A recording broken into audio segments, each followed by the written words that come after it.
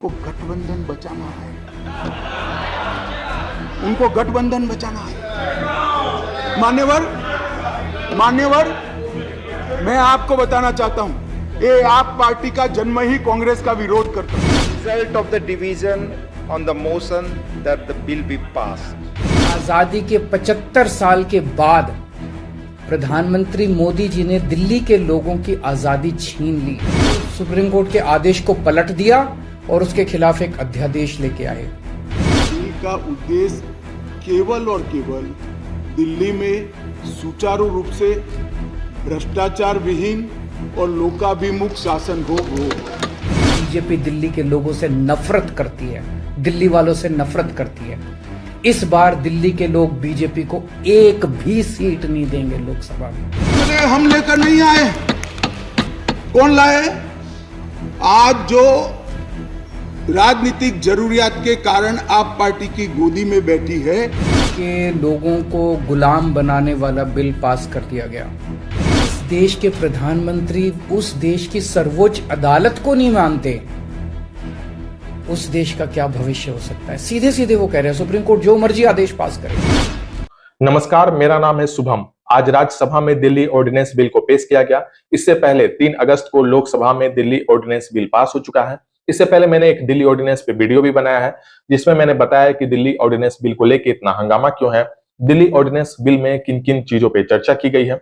सारी बातों को मैंने विस्तार से उस वीडियो में बताया, तो आप उस वीडियो को जरूर देखें। आज राज्यसभा में दिल्ली ऑर्डिनेंस बिल को पेश किया गया, जिसके बाद केंद्रीय गृह मंत्री अमित शाह ने बताया कि आखिर इस बिल को लाना क्यों जरूरी है। Result of the division on the motion that the bill be passed, subject to correction. Ayes 131.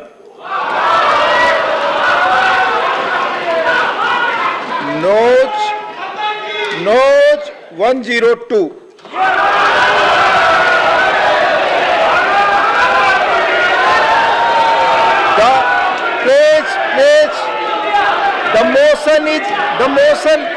The motion is adopted and the bill is passed. The motion is adopted and the bill is passed. The motion is adopted and the bill is passed. केंद्रीय गृह मंत्री अमित शाह ने कहा कि दिल्ली में लगातार भ्रष्टाचार के मामले बढ़ रहे हैं, ऐसे में दिल्ली ऑर्डिनेंस को लागू करना जरूरी है। दिल्ली सरकार लगातार भ्रष्टाचार के मामले में घिरती जा रही है, ऐसे में दिल्ली ऑर्डिनेंस बिल को लागू करना अति आवश्यक है। साथ ही साथ केंद्रीय गृह मंत्री अमित शाह ने कहा कि आज कांग्रेस भले इस बिल का विरोध कर रही है, लेकिन एक वक्त ऐसा भी था जब इस बिल के समर्थन में कांग्रेस होती थी। और मानने वाले हम लेकर नहीं आए, कौन लाए?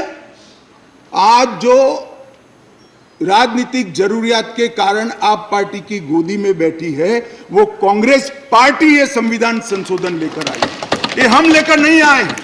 अगर दिल्ली के अधिकारों का किसी ने हनन किया है, दिल्ली की असेंबली का किसी ने हनन किया अधिकारों का।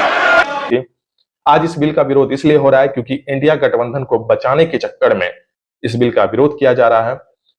आगे अमित शाह ने कहा कि ये एक संवैधानिक प्रक्रिया के तहत हो रहा है, किसी भी तरह से संविधान का उल्लंघन नहीं हो रहा है, क्योंकि लगातार भाजपा पे विपक्ष ये आरोप लगा रही थी कि संविधान का उल्लंघन किया जा रहा है। लेकिन आज स्पष्ट तौर से केंद्रीय गृह मंत्री अमित शाह ने कह दिया कि किसी भी तरह से संवैधानिक उल्लंघन नहीं है, यह संविधान के तहत ही इस तरह का प्रावधान है जिसे लागू किया जा रहा है। इसके साथ ही केंद्रीय गृह मंत्री अमित शाह ने आज एक बड़ी बात कही। अमित शाह ने कहा कि ऐसा नहीं है कि दिल्ली में पहली बार अलग सरकार है और केंद्र में अलग पार्टी की सरकार है। इससे पहले भी जब दिल्ली में कांग्रेस की सरकार थी और केंद्र में भाजपा की सरकार थी, तब भी इस बिल का विरोध नहीं हुआ था। यह नियम अपने प्रावधान से चल रहा था, कहीं भी किसी तरह की कोई दिक्कत नहीं होती थी। एक वक्त ऐसा भी था जब दिल्ली में भाजपा की सरकार थी और केंद्र में कांग्रेस की सरकार थी, लेकिन कभी भी इस तरह का माहौल नहीं बना। लेकिन आज इस तरह का माहौल बनाया जा रहा है क्योंकि भ्रष्टाचार में संलिप्त है, भ्रष्टाचार करने के लिए इस तरह के कानून का विरोध हो रहा है। इस तरह का आरोप आज अमित शाह ने लगाया। उसके बाद कांग्रेस ने भी पलटवार किया। कांग्रेस नेता ने कहा कि इस बिल का विरोध इसलिए किया जा रहा है क्योंकि यह बिल असंवैधानिक है, असंवैधानिक तरीके से लाया गया है। साथ ही साथ दिल्ली की जनता की आवाज को दबाने का यह प्रयास है, इसलिए इस बिल का विरोध किया जा रहा है। को गठबंधन बचाना है, उनको गठबंधन बचाना है। मान्यवर, मैं आपको बताना चाहता हूं, ये आप पार्टी का जन्म ही कांग्रेस का विरोध कर हुआ। लगभग 3 टन जितनी गाली कांग्रेस की सरकार को बोले और बोलकर सरकार में आए और आज अनधिकृत अधिकार प्राप्त करने के लिए कांग्रेस का समर्थन ले रहे हैं। और कांग्रेस वालों को भी ठीक है, चलो हमारा गठबंधन बढ़े। भाई मैं बताना चाहता हूं खड़गे साहब, जैसे ही आज शाम को ये बिल खत्म हुआ, पारित हुआ, केजरीवाल जी पलट जाएंगे, ठेंगा दिखाएंगे और कुछ नहीं होने वाला। तो उनका लक्ष्य हम नहीं है, उनका लक्ष्य हम नहीं है, कांग्रेस पार्टी है। जरा इनका चुनावी इतिहास देखिए, उनका लक्ष्य आप हो, वो आपको नहीं छोड़ेंगे।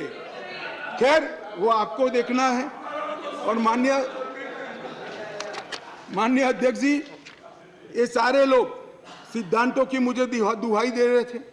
मैं पूछना चाहता हूं, तृणमूल कांग्रेस और कम्युनिस्ट पार्टी आज एक मंच पर है, किस सिद्धांत के तहत है? जरा बताइए तो मुझे, किस सिद्धांत के तहत है? पूरा जीवन एक तृणमूल कांग्रेस पार्टी का जन्म ही कम्युनिस्टों का विरोध करते हुए हुआ है। कांग्रेस पार्टी से वो इसलिए अलग हुए, कांग्रेस पार्टी से इसलिए अलग हुए कि नरसिम्हा राव जी ने कम्युनिस्ट पार्टी से हाथ मिला लिए और आज सत्ता प्राप्त करने के लिए वो इनके साथ बैठे। संसद के अंदर दिल्ली के लोगों को गुलाम बनाने वाला बिल पास कर दिया गया।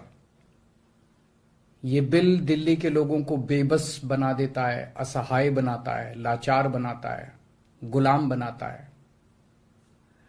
जब हम आजाद नहीं हुए थे 1935 में, अंग्रेजों ने एक कानून बनाया था। उस कानून का नाम था गवर्नमेंट ऑफ इंडिया एक्ट। उस कानून में अंग्रेजों ने यह लिखा था कि भारत में चुनाव तो होंगे, लेकिन जो सरकार चुनी जाएगी उसको कोई काम करने की पावर नहीं होगी, काम करने की शक्तियां नहीं होंगी। जब हमारा देश आजाद हुआ तो हमने संविधान बनाया और संविधान में हमने लिखा कि चुनाव होंगे, लोग अपनी सरकार चुनेंगे और जो सरकार चुनेंगे उस सरकार को लोगों के लिए काम करने की सारी शक्तियां होंगी। आज आजादी के 75 साल के बाद प्रधानमंत्री मोदी जी ने दिल्ली के लोगों की आजादी छीन ली। उन्होंने 1935 वाला अंग्रेजों का कानून बनाया है कि दिल्ली के लोग, चुनाव तो होंगे दिल्ली में, दिल्ली के लोग अपनी सरकार तो चुनेंगे, लेकिन उस सरकार को काम करने की कोई भी शक्ति नहीं होगी। ये कानून आज हमारे देश की संसद ने पास किया है। दिल्ली के लोगों की वोट की अब कोई कीमत नहीं बची है। अब सरकार बनाई, उस सरकार की कोई शक्ति नहीं है। सुप्रीम कोर्ट ने एक आदेश दिया था, 11 मई को सुप्रीम कोर्ट ने आदेश दिया था। सुप्रीम कोर्ट ने क्या कहा? सुप्रीम कोर्ट ने कहा भारत एक जनतंत्र है, इस जनतंत्र में हम अपनी सरकार चुनते हैं, जनता अपनी सरकार चुनती है और उस सरकार को जनता के लिए काम करने की पूरी ताकत होनी चाहिए, सुप्रीम कोर्ट ने कहा। प्रधानमंत्री जी ने एक ही हफ्ते के, सुप्रीम कोर्ट का जैसे आदेश आया, एक हफ्ते के बाद उसको सुप्रीम कोर्ट के आदेश को पलट दिया और उसके खिलाफ एक अध्यादेश लेके आए। और आज हमारे देश की संसद ने उस अध्यादेश को इस देश का कानून बना दिया कि अब दिल्ली के लोगों की चुनी हुई सरकार को काम करने की कोई ताकत नहीं होगी। अब इस कानून में लिखा है कि दिल्ली के लोग जो मर्जी सरकार बनाएं, लेकिन उस सरकार को चलाएंगे एलजी साहब और मोदी जी, सीधे सीधे वही लोग चलाएंगे इस सरकार को।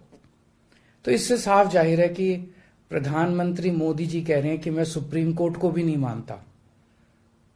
जिस देश के प्रधानमंत्री उस देश की सर्वोच्च अदालत को नहीं मानते, उस देश का क्या भविष्य हो सकता है? सीधे सीधे वो कह रहे हैं सुप्रीम कोर्ट जो मर्जी आदेश पास करे, अगर मुझे सुप्रीम कोर्ट का आदेश पसंद नहीं आया तो मैं उसके खिलाफ कानून बना के सुप्रीम कोर्ट के आदेश को पलट दूंगा।